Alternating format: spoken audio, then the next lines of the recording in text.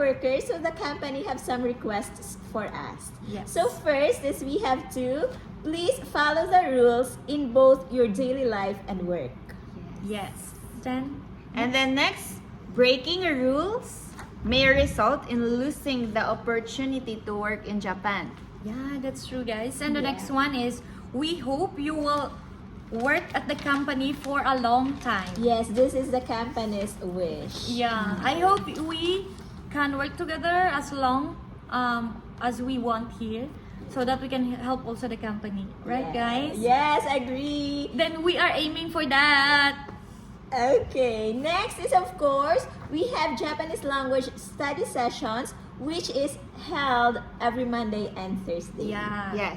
The Benkyokai or the group studies. Yes. And also, all foreign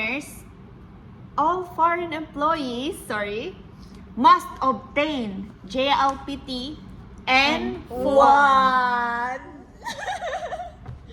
That's the aim, guys. Yes, And yes. one, gambarimasho. N1 made, gambarimashou. Right.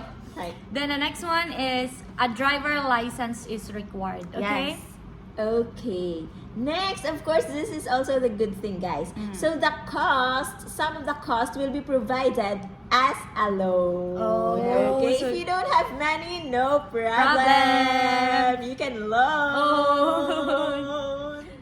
So the next one. Next is the SSW workers must obtain the certified care worker qualification after 3 years. Yes, this is a good visa. Yeah. Yes. So that we also take another exam for For that. Yes. for caregivers or nursing care.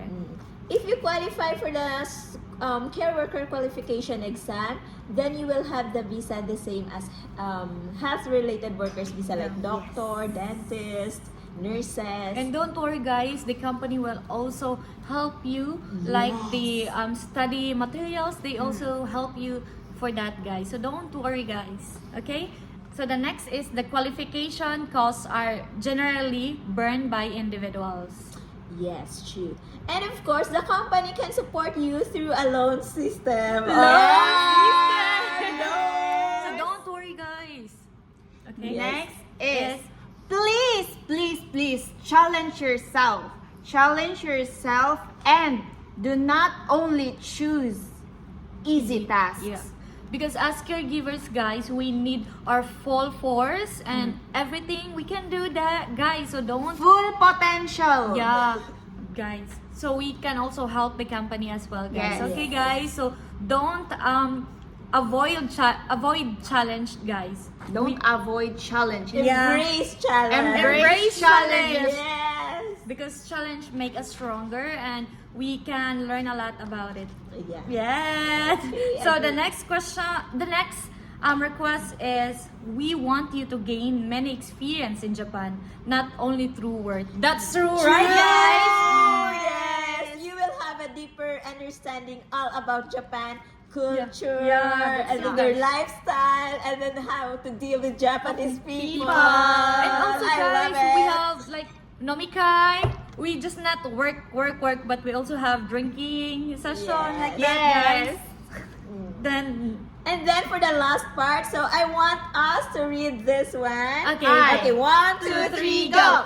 Becoming a leader helps increase income, experience, and confidence. So, guys, we encourage you to come with the company and experience the life here in Japan and also embrace the Japan life, guys. So, Yes. we're waiting for you Yes, guys. guys, please be one of us. Be one of us, guys. Ikimashou. Ay, bye, guys. Bye-bye. Thank you. Thank you so much.